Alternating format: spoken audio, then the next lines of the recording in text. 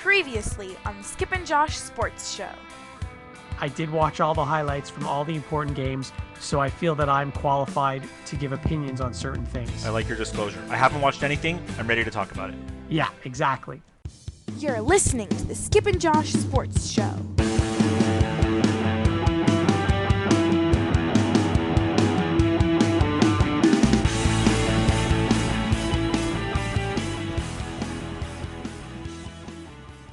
Just wanted to remind everybody, why we're doing this podcast, and I'm sure Josh will agree. This is not the show to listen to get scores, stats, average stuff that you can get just by Googling or going on the ESPN.com, TSN, whatever. This is a conversation between myself and Josh, and whatever happens to be on our mind, that's what we're going to talk about that day.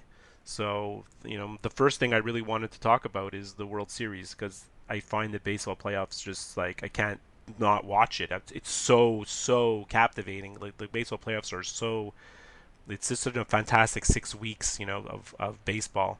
Even though the regular season seems so long, it seems like the playoffs, you just can't get enough of it. So I don't know, did you watch any of the game last night? Not very much of it. I actually... You had a prior engagement. I had a prior engagement. I was out last night for Halloween.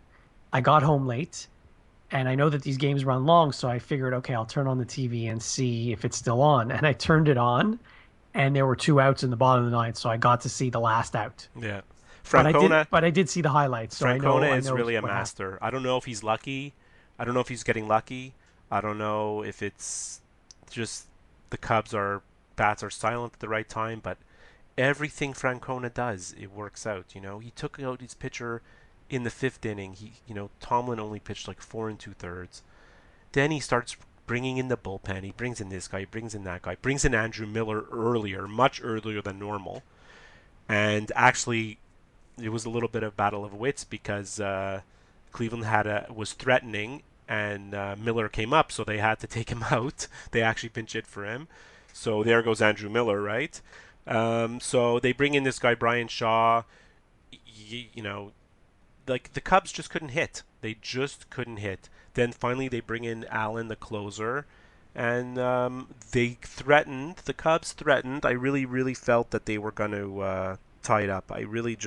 They've been so clutch, right? Especially the guys that were up in those clutch situations, like Baez, he's been so clutch for them that I was almost shocked that he didn't come through. But the Indians, they have what do they have already? 5 shutouts in the playoffs so far.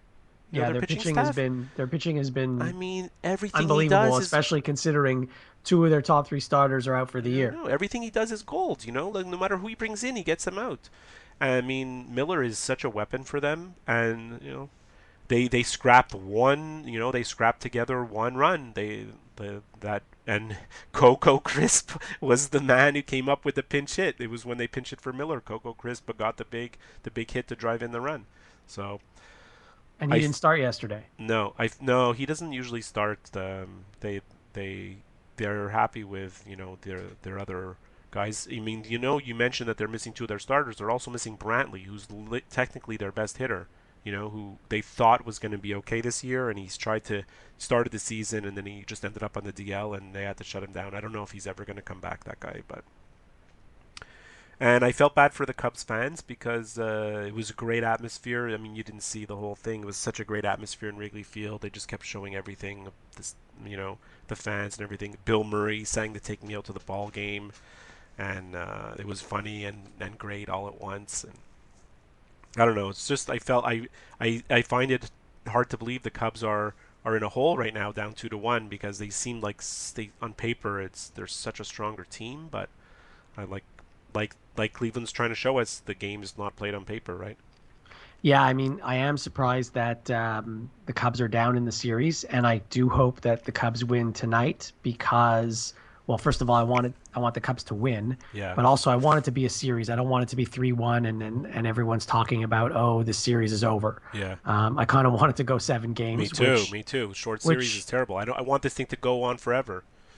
Yeah, because once the series is over, there's no more baseball Yeah, until April. yeah. Well, no more meaningful So it's baseball, at it's least until April. tonight. It's tonight, and it's interesting because Francona's going with Kluber. Yeah, because they only have a three-man rotation. Although, this is what I didn't understand. Merritt pitched so well against the I was Jays, thinking that too. he's not even going to give him a chance to pitch again. Maybe if he needs him in long relief, or maybe not sure. But Kluber's going tonight, and Madden's going with Lackey, which may seem like a mismatch for the Indians, but you can never count out John Lackey. Honestly, No, I he mean, comes up with big games. He's the ultimate competitor, and Kluber is kind of hittable. We'll see how he is on short rest. I mean, the thing with Cleveland is they're walking like a very thin little tightrope now, right? Because now they're coming back with their ace on 3 days rest, and Miller's pitched 2 innings yesterday, and Allen pitched more than an inning yesterday. So the bullpen is really overused, and they're going with a starter that I don't know how long he can go.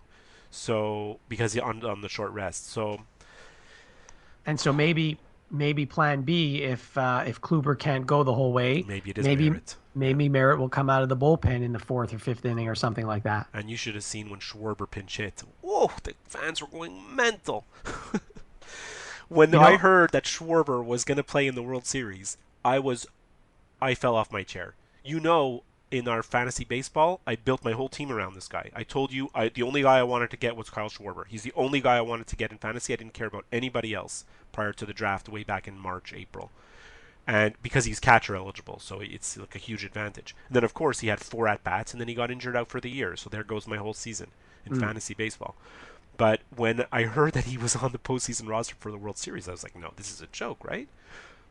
But they DH'd him, and he's a threat. I mean, the guy's a threat. He's a professional hitter with a ton of power, a great eye, and they have an advantage when he's in there at DH. So Did you see the video that came out about him? Actually, not about him. Like he's in it, and so are some of the other Cubs players. He was. I mean, you should Google it. You'll find it's probably the first thing that you'll find. When he was in high school, he was. I don't know. It was some kind of music thing that he did, performance. really, With the rest of his I got to see that. classmates in high school. So he sang and he danced in high school. And then I guess someone found this and posted it somewhere. So then the Cubs decided to recreate it. Oh my god! So there's not all the Cubs players, but there are a few Cubs players, and they're all wearing the same or a similar pink and purple outfit that he was wearing when he was in high school, and he's in it too at the end. So it's actually quite funny, and it's got I don't know how many hits on the internet already, but it's got a lot. What's crazy with him is that he worked really hard to come back, and they said he couldn't actually swing the bat, like his knee was still not stable enough. All he was doing was standing in the batting cage and visualizing how he was going to hit. Like the pitchers are coming in, and he's just visualizing. He's just standing there with a bat, not swinging, and he did like 1,000 pitches a day, just visualizing how he was going to swing. So it's pretty crazy, that he hasn't swung the bat the whole year, no minor leagues, no nothing, and he comes in cold right into the World Series, and he's their most dangerous hitter. The thing with the Cubs is that, I said they have a better lineup and everything, but Rizzo and Bryant are really struggling, especially Bryant. Yesterday he looked kind of lost. Rizzo did have a big hit in the ninth inning. He led off that ninth inning with a hit that started that rally that kind of kept, gave them a little bit of hope, but. Yeah, what I don't understand, I mean, I kind of do and I kind of don't, but Schwarber obviously not playing in the games that are in Chicago because he can't play in the field. Yeah. But is it really more difficult to play in the field than it is to swing a bat? I thought of that yesterday because he does have to run the bases, so he can obviously run. Yes, and not only that, the doctors, Theo Epstein, they interviewed him about it. You use your entire body when you're taking a swing. They interviewed Theo Epstein about it, and he said the doctor hasn't cleared him for fielding, and it's because of the stopping and starting. They said, and the thing is, he sucks in the field anyways. He can't even play the outfield, and I think a lot of it is also, he got injured in the field, right? He got injured in a collision in left field. That's how he got hurt. So I think it's a little bit maybe too much to ask for him to play the outfield. Although maybe if they're desperate, he's going to, right? Well, I mean, they shouldn't really need him. They did have 103 wins without him. Yeah. So, I Yeah, mean, I know that it's you're nice right. to have You're him right. off the bench and have him as a DH in Cleveland. That should be enough. The thing is, yesterday with Joe Madden, there's one thing that he did at the end. You'll notice, you said you saw the last batter was Jason Hayward, right? The Hmm. guy literally can't hit. He can't hit. He is struggling so badly that they benched him yesterday because he sucks. So they put in that guy Soler. He played right field. But when Soler's spot in the batting order came up, they pinch hit with Hayward. And I was like, I know me and you have talked about this for 20 years. If the guy's in your starting lineup, obviously you think he's better than the guys on your bench. So why don't you just let him hit? Yeah, it's the lefty righty thing. I guess he thought it's the lefty righty thing, but I mean, God, Hayward is like when he came up, I really had no hope that he was going to get a hit. I was thinking, oh my God, the only way he's going to get a hit is because it's some kind of miracle and the Cubs are destined and all this, and he's going to be the hero and it's going to be such a great story, the guy that went from the bench and he's going to get a pinch hit. But He hit hard grounder to Napoli, who bobbled it, and he was safe, right? yeah, yeah. Okay. And then Baez was up after. But I just couldn't believe that that they pinch it with him. Like the guy who's struggling the most. Yeah, why don't you go up and do it? So that's So the World Series. I'm looking forward to tonight's game, and hopefully, like you said, hopefully it's going to be a long series. speaking of the World Series, I don't want to get off this topic just yet. The best thing that happened in the first three games of the series so far is that in game two, because there was a chance of rain, they decided to start the game an hour early. I knew you would love that. And let me tell you something. Starting a game at 7 o'clock, that's not even early. That's normal as far as I'm concerned. And I realize that it's 4 in the afternoon on the West Coast. And I also realize that television dictates everything when it comes to dates and start times. But these games should always start at 7 o'clock, especially now that the games last 4 hours. Because it's how do you expect? I would imagine that Major League Baseball wants young kids to enjoy the game, to like the game, to watch the game because they're the future. And so if you're starting games at 8 o'clock and they're finishing at midnight, these kids might get to watch maybe 3 innings of a game if it starts at 8 o'clock. Even at 7 o'clock, the kids will have to go to bed before it's done. But I remember a time, I think I remember a There was time. day games in the World Series. Yeah, Yeah. exactly. And I get it. More people watch television at night than during the day. I get it, and I understand why they do it. But do you not want any kids to be watching these games? Even for adults, sometimes it's difficult to stay up that late if you have work the next day or whatever. So 100%. I can. the fact that they were forced to, and I put forced in quotations, to start game two at 7 o'clock, that to me was amazing. And I wish every game was at 7 o'clock Me or too. even earlier. Me too. And you know what? Baseball, like, they're they're doing well attendance wise. I mean, like, it's 162 games, right? The stadiums are mostly full every day. Like in every park. We're not talking about many franchises that are struggling. So attendance is fine, but baseball, I think, in terms of attendance, is more an event. You go there to sit and enjoy and be outside and everything. But like you said, the kids aren't watching, and the Major League Baseball is not gonna feel the impact of this bad decision until a whole generation. So we're talking about in 20 years from now. You know, right now, kids don't watch baseball. Baseball's too slow. Baseball is too boring, and it's on way too late. So they're missing a generation now of fans, and they're not going to find out that those fans are not watching until maybe it's too late. The Skip and Josh Sports Show. They don't take your calls. Have you been watching a lot of hockey? I mean, I mostly watch the Habs games. They're off to this retarded start again. Like it's crazy, and they just keep finding ways to win and win and win. So it's like for Habs fans, it's great. But I mean, I know here in Montreal, like for me, everyone's going crazy here. But for me, I'm like, I think there's a lot of fans like me that are like, we've seen this story before. You know? Yeah, the great start means nothing. Yeah. Last year they were off to an even better start, and it meant nothing, and you saw what happened. So I'm not going to make any sweeping statements until after the Canadians have played 20 games or more. Yeah. Um, That's the Bob McKenzie rule. actually. Is it the Bob McKenzie rule? Yeah, he always talks about how you can't make any judgments until at least 20 games. Well, that's the 1/4 point of the season, right? Yeah, Almost. yeah. Um, But it's pretty crazy. They have 29 goals for, 13 against. They have yeah, 15 points out of possible 16. It's mental. but So, also, I mean, other than the Bruins, how many good teams have they played? well, they played Tampa last game and they won, so that Okay. that was a statement. But you're That's right. fine. Up till then, and the Bruins aren't good, by the way. Like Yeah, the they're Bruins not right good. now are under five. Well, the problem with the Bruins is the Rask is injured, so they literally have no backup goalie. Like they're exposed right now, like the Canadians were last year. Their backup goaltender is terrible, can't stop anything. So Look, I mean, I'll say this: I when the Shea Weber PK Subban deal was announced, I wasn't sure. Like, if you had forced me to say whether I liked it or not on the day it happened, yeah, I probably would have said I didn't like it. yeah, Because, yeah, I realize Shea Weber's an excellent defenseman. I realize he's an all-star. I realize he plays for Team Canada every time there's an international tournament. And in the last, I don't know, 10 years, how many times has he been the top scoring defenseman or one of the top scoring defensemen? So you're obviously not getting a bad player. There's no question about that. right, Talk to me again in 2 or 3 years from now when Weber's old and Subban's in his prime or whatever. right. So I wasn't sold on the trade. Now it seems like, and again, it's way too early to be making any judgments, but now it seems like people are starting to forget about Subban because Weber has been playing great. He's been exceeding expectations as far as I'm concerned.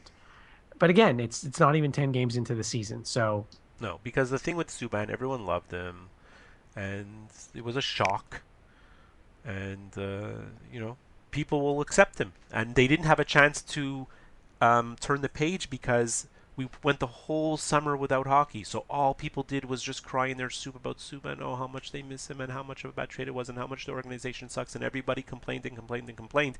Meanwhile, they don't realize that we got this great player, right? yeah. So then there was no he didn't play in the preseason at all. He played one preseason game because he was in the World Cup of Hockey. And so I don't know how much people watched that, and so finally he's really making his mark, and he's on fire. I mean, he's literally on fire. On the power play, he's leading the league in everything. The guy, right? So Not a bad guy to have on your team. no, of course. I mean, look, we always knew he was a great player, and the proof for this trade will be in like 4 years from now when Weber's getting old. Well, he's already starting to, and when he's really like when he hits 34, 35, and Subban is still, still going strong, right? That's where a lot of people didn't like the trade, and Right, and if you're thinking, I mean, not you personally, but people are thinking that the Canadians want to take advantage of the Carey Price window for winning the Stanley Cup, then they how got to many go for it. Yeah, then they got to go for it. Yeah, I think that the very quietly they don't talk about it, the Habs organization, but that is their thinking. They're like, we have this great goalie. He's a kind of generational goaltender, and we need to go for it now, right? So I don't know who the UFAs are at the trade deadline this year. There's always some big targets, and I wouldn't be surprised if Bergevin's going to be incredibly active to try to really, really go for it this year. Right, and of course it depends. Assuming they're not in last place by the trade deadline like they Right. were last year. where they are in the standings, when it comes time to make those trades. Sticking with hockey, you don't live in Toronto like I do, and ever since this new hockey deal was announced 2 or 3 years ago, I used to get every single Canadians game on RDS, but now all the RDS games are blacked out here. And so I don't get them anymore. So I only get about 20 or so of the Canadians games. But for some reason, there have been a bunch of games on RDS this year, and I've gotten all of them, even though it says on the guide that the game is blacked out, in the southwestern part of Ontario, which is where I live. You still get it. I still get it. Like there hasn't been one Habs game that I have not gotten yet. So I don't understand why that's happening. I'm not complaining. I'm obviously happy about it. I don't know if it's just like someone is forgetting to flip a switch or something like that. I have no idea what it is, It's pretty crazy. but I'm just It's pretty crazy that you don't know why, because usually something like this will happen, and like if anybody's going to figure out things to do with TV and stuff like that and broadcasts, you're the one, right? If you don't know, then nobody knows. Yeah, and usually I find out, or that you'll see someone talk about it on a message board or something. Yeah, sure. But anyway, I'm not complaining. We'll see how long it lasts. Maybe it's just like for the Beginning of the first year month of thing? the season, Yeah. they're doing something Yeah, like but why would they do that? Usually a they free do. preview. Usually, yeah, free preview. Free preview of what? Oh, because you have to subscribe to RDS. Is that it? Yeah, well, I do. But it's still blacked out. So a free preview wouldn't give you anything. Free previews to try to suck you in to get you say, hey, look at this great stuff. By the way, you're losing it in a week, right? Yeah, and so maybe that's what it is instead. But maybe they're just doing it for a month instead of a week. So the Right. entire month of October, like we'll see the first game in November. Maybe I won't get it anymore. I don't know. Wow, crazy. The other thing I wanted to mention to you, I watched a bit of the Canadians game against the Islanders. Yeah. And honestly, I thought I was watching one of those international games that were being played in Switzerland or something like that. There's a car in like the first or second row of the stands behind the glass. only And in the Barclays Center. like, what is that? Like don't how know. that's so bush league, if you ask me. They probably can't sell the most expensive seats, so they say they might as well sell advertising for a car dealership. That's insane. I couldn't believe what I was seeing. They'll And get there's money even anywhere another they can. there's even another like next to the car, not necessarily in the behind the net, but more, like sort of near the blue line. There's this huge Islanders logo that covers about, I don't know, at least 25 or 50 seats. Oh God. Just covering, and maybe there's no seats under there. I don't know. So I don't know if that logo, they put it there just to cover something that doesn't look It good. probably is. And it's on both sides of the rink. And it's like, do they not have seats there, or could they just not sell those seats? Anyway, it just seems very strange to me watching that game. I didn't really. I had to do a double take. It was weird. I'm gonna check that out next time. I'm gonna have to watch some Islanders. Get my Islanders games on. Yes, you'll have to sign up for NHL Center Ice. Yeah, right. There's so much hockey on all the time, just on the regular channels. I don't know. I don't think I need that. Although, No. I mean, some people, my neighbor does, and told me I should come over anytime I want to watch some random NHL games. Right. I mean, if you're a big Nashville Predators fan now, Yeah. and you want to get all their games, you don't have a choice. Yeah. You know. So Habs Leafs tonight. Oh, is it Habs Leafs tonight? I didn't Yeah. even know. It's the Austin Matthews show. In Montreal. Yeah. It should be interesting. Does Matthews still have? Is he still stuck on 5 goals? I'm looking at the stats now. He has 6 goals. He's second in the league in scoring. 6 goals, 4 assists. Okay. Well, I mean, 4 of them were in the first game. McDavid's leading the league in scoring. Right. So Shocking Matthews there. has been slumping ever since game 1, The basically. Oilers are doing great. You know, McDavid may have transformed them. They're first in the West. There you go. I mean, when they had all those first overall picks all those years in a row, They didn't need any of them. None of those guys are even good now. well, some of them are still good, but I mean, you had to think, oh, this team's going to be amazing for a decade with Yeah. all these young guys. Yeah. And they still sucked until now. And it's funny, they traded Taylor Hall for Larson. I think everybody scratched their head when that happened. But, And they traded Nail Yakupov. it seems to have, Yakupov, they just kind of got rid of him, but it seemed to have solidified their defense, getting like a kind of solid stay-at-home defenseman, and in Larson, and they have plenty of scoring to go around. I mean, McDavid is just, it's funny because you say, oh, they got all those number 1 picks, but I mean, McDavid is just like, I mean, he's the generational player, he's the one, like he's the next superstar, so. Their starting goaltender, Cam Talbot, who, I know he was a backup on the Rangers, I guess, for a few years or something. Yeah.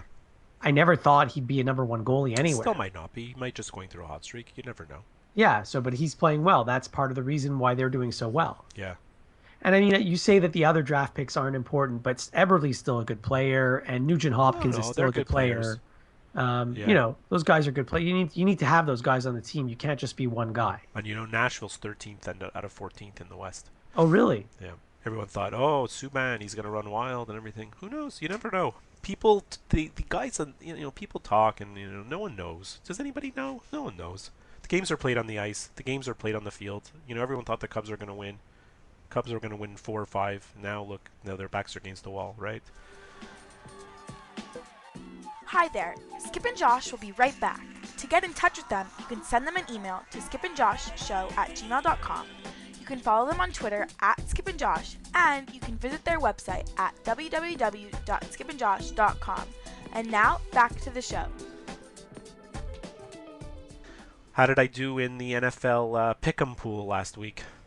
So it was our first week going head to head in the Pigskin Pick'em, Yeah. and I'll remind everyone that I did this alone a couple of weeks ago for week 6, and in week 6, I only had 4 correct picks out of the whole week, so pretty bad. Pretty bad. Pretty bad. But in week 7, I bounced back, and I had 8 correct picks, so that's pretty good, in my opinion. Yeah, sure. It's great. It was your first week doing it, and you had 6 correct picks. Ooh, I'm on fire. So I'm up 8-6 head to head with you in the Pigskin Pick'em, and I've made my picks for this week already. In fact, I'm 1-0 already because I got the Thursday night game right. Right. But also of importance is we played head to head last week in fantasy, Oh, you don't even tell me. and you're talking about a matchup between the 2 worst teams. Well, the worst team and another bad team, but my team's the worst team. So I just want to kill Todd Gurley. I don't understand. Like, I fall in the same trap every year in stupid fantasy football. well, first of all, you did get 95 points in fantasy last I week, know. so not necessarily a bad week. Yeah. I just happened to have a really good week finally, so I had a 106, and so I won the game.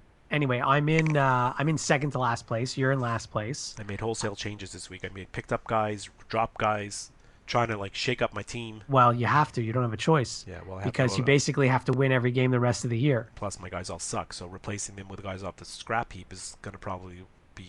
It's not going to be any worse. But there were some good guys in the pile, and there was a really good player that I wanted to pick up, and I didn't do it, and now I'm kicking myself Who's for that? it.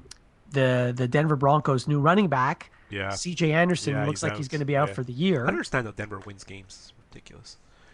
Well, they just play a sound, Their like defense is so strong. they It's- play the neutral zone trap. No, they have a great defense, and they try to score how they can, you know?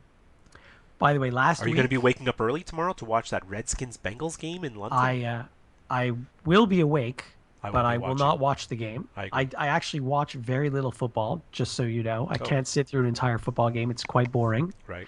I was watching last week the Sunday night game, but luckily I only turned it on in the fourth quarter because that was the game that ended 6-6. Right. And if I had sat through the whole thing, I would have fallen asleep before halftime. But it's rare these days that I watch any sport and I'm like, oh my God, I can't believe that happened. Because I've seen quite a lot of things in my... The oh my God moments don't happen very often. They don't happen very often. Yeah. But like in this crappy 6-6 game, twice in that game, I said, "Oh my God, I can't believe it." Well, Once the was two when missed field goals. exactly I mean, it's both of them ridiculous. Like, first of all, I could not believe the first missed field goal, and you have to rewind a few plays because Oh, he was 1 millimeter away from scoring. exactly they had 2 chances to get a touchdown, God. literally seconds His before that his field goal. toe hit the pylon. Like, Yeah. And even the play before that, where I forget who the receiver was, had like a huge yards after the catch. yeah. He almost scored. But did you hear the Arians, the Arizona coach after the game? He's What like, he's- I thought we played a great game, offense, defense. The only thing that let us down was the kicking game. It's like, man, throw your kicker under the bus. And then he said it again, and then he went on to say like, oh, we ran the ball well. Carson threw the ball well. Carson didn't throw the ball well. They only scored 6 points. Yeah, exactly. Like, what do you mean your offense was doing well? You couldn't even do anything. Well, I mean, both those teams have good defense, so I Well, guess they you do. expected a Both lower- those teams have good defenses. You're right. So I guess you expected a low-scoring game, but no one wants to see a 6-6 game. Yeah. But when the first guy, when the Arizona Catanzaro, when he missed the field goal, I couldn't believe it. I'm like, what? I thought for sure the game was over. I know. And then when Hauschka misses at the end, it's almost like you can't even believe it that it's happening. That was even crazier because I thought, okay, Arizona blew it. Seattle's going to win this game now, and he missed.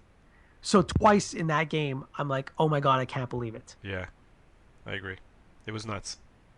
And you know what's great about this week in football? What? Last week I told you, God, the games are bad. One bad game after another. One bad game after another. It wasn't even worth watching last week. It's a loaded schedule this week with some great games. You have Seahawks Saints. I know it doesn't sound great, but I mean, it's still like a great defense and a great offense. Cardinals Panthers. The Panthers are basically fighting for their lives, right? You have Bills Patriots, which is almost always interesting, right, with the two coaches. Broncos Chargers. Like, I know that sounds weird that I'm saying Broncos Chargers is a good game, but the Chargers are the most exciting team in the NFL right now. Well, that's because They should be undefeated. These guys. Philip Rivers throws a ton. I Yeah. like quarterbacks that throw a lot. They found ways to lose games at the beginning, and now all of a sudden they're finding ways to win. You know, Packers Falcons. I don't know. Like, Packers are a bit of a weird team. They're high profile, but they kind of suck. So that could be really kind of high scoring. And then the big game in our house, which is the Eagles Cowboys. Uh-oh. Yeah, you know it. That actually is the first, I think, good Sunday night game this season. You know what? I know. Let me tell you something. We're supposed to have some family plans on Sunday night.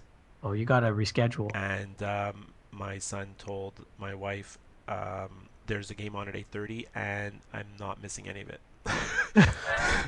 So what did your wife say? It's okay. You know, we're at the in-laws' house. Everything, you know, would work out. We'd be able to watch there and then probably leave at halftime. It probably would have all been fine. Is it someone's birthday? No, it's yeah. Well, it was like my wife and her sister's birthday last week. So right. Yeah. So now, because of circumstances, because, you know, trying to get everybody together, we're actually going on Sunday afternoon.